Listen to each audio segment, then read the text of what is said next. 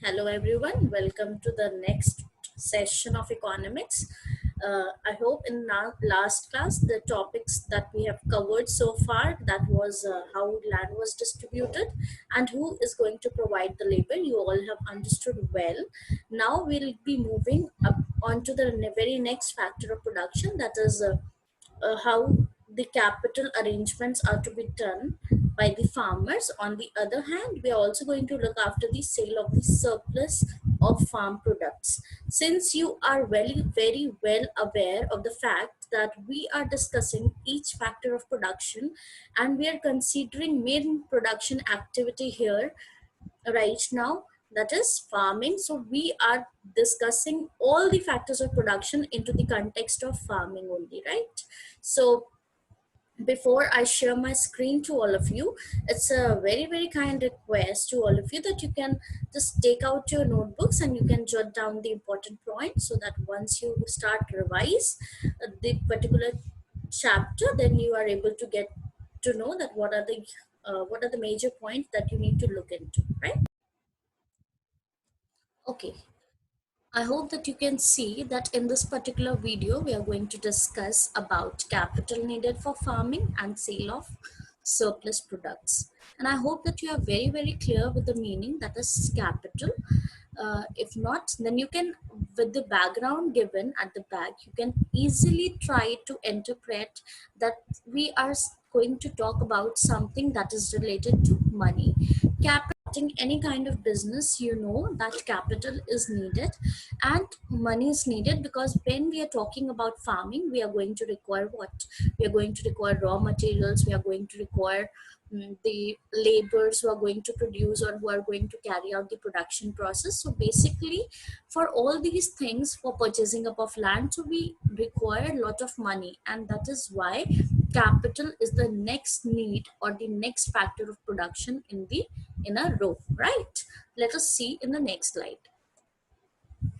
Yes, let us see. This is the meaning of capital. Capital is a large sum of money which you use to start a business, in which you invest in order to make more money. So you already know that whether it is farming, whether it is owning a shop, whether it is opening any kind of small business, we are doing all this in order to earn money, right? So apart from self consumption, apart from production, there is also need of selling the same commodities to other people, so that we can earn more money and we can earn profit, right? So that is what is the meaning of capital. So now let us move to the next slide.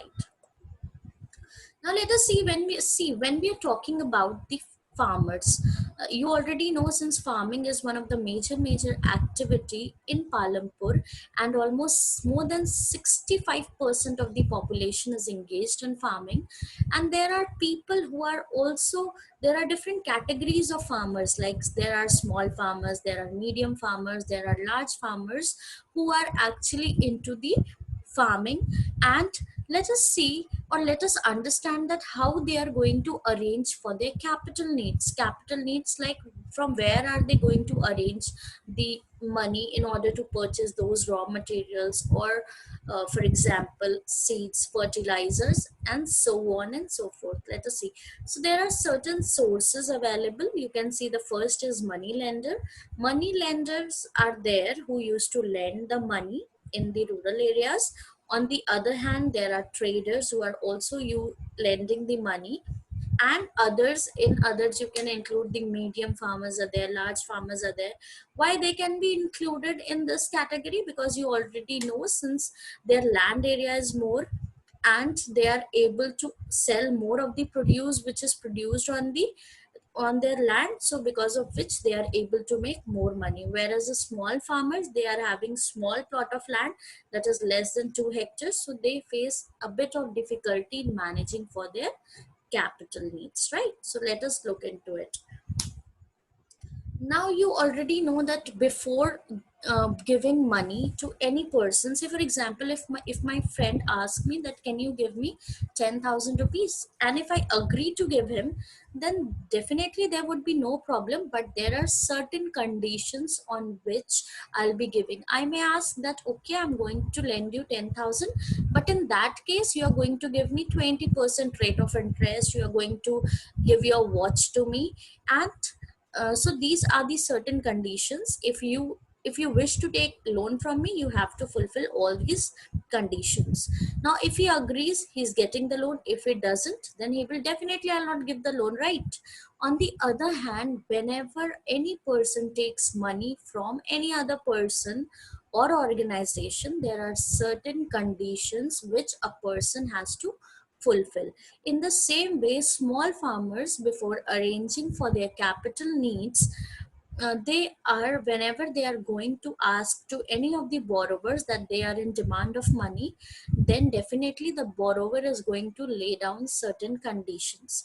So now let us see what were the conditions that were faced by small farmers. You can see that this is the high rate of interest is the first point that I've already told you. Harsh conditions of borrowing, maybe it may be anything like the produce that is produced by the small farmers has to be sold to the medium farmers, or to whom they are, from whom they are taking loan. Or they may also ask that you have to even work on my field plot of land, and then you have to provide labor to me free of cost. So these all the are the conditions which are tough to fulfill, but then if any person requires money, he has to fulfill it, right? So now let us see the next slide.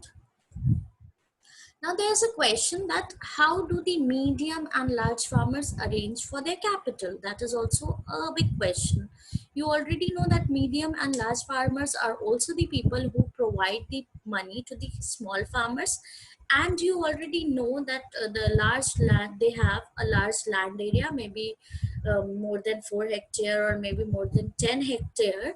So when you have a large plot of land, you are going to produce more. When there will be more produce, there will be more surplus, and you're going to sell more of the products, and you're going to earn more. So definitely if a person is earning a lot of money, what he does, he either uses to purchase some fixed assets, or he used to save the money.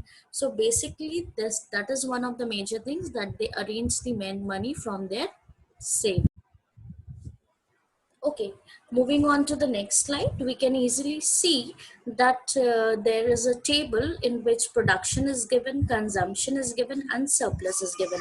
So let us first understand the meaning of surplus. Surplus is something which is extra, right?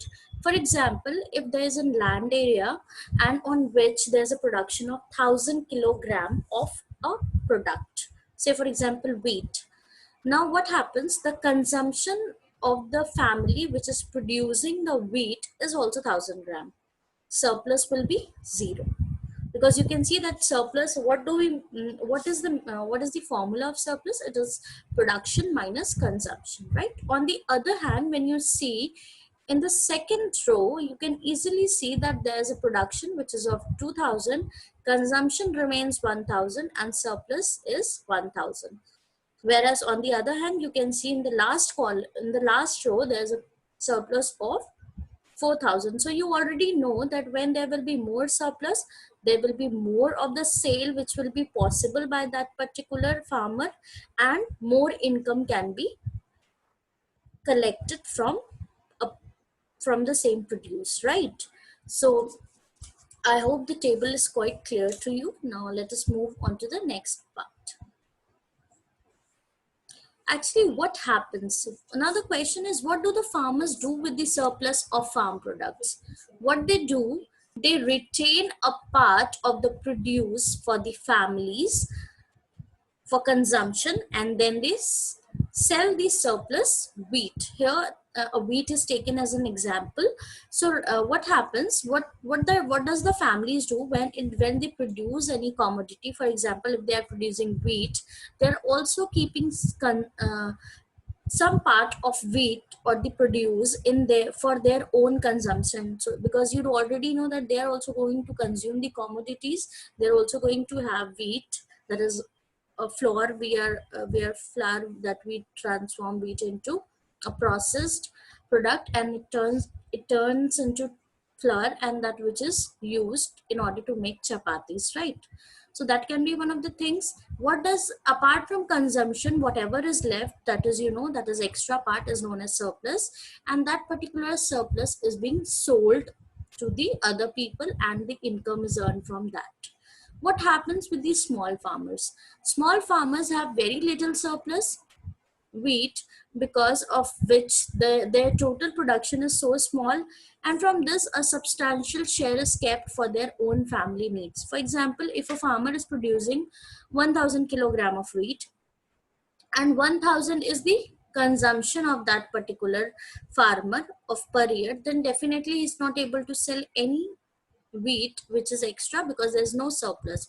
Whereas the same farmer, if he produces 1100 kilogram of wheat and he consumes 1000 per year, what happens? The 100 kilogram of wheat can be sold and income can be made out of that, but that will be a very very little amount of income that would be earned, right? So there's a probability that small farmers may have very little surplus, right?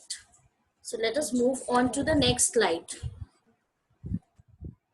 What are the benefits of surplus? Let us see what happens when any farmer has surplus products. So what does he do?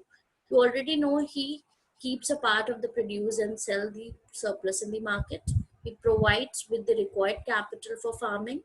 Most of them even use this earnings to provide small loans, as we saw in the case of Tejpal Singh and Savita, that she was a small farmer and she went to take loan from a large farmer, and definitely they used to give the loans also.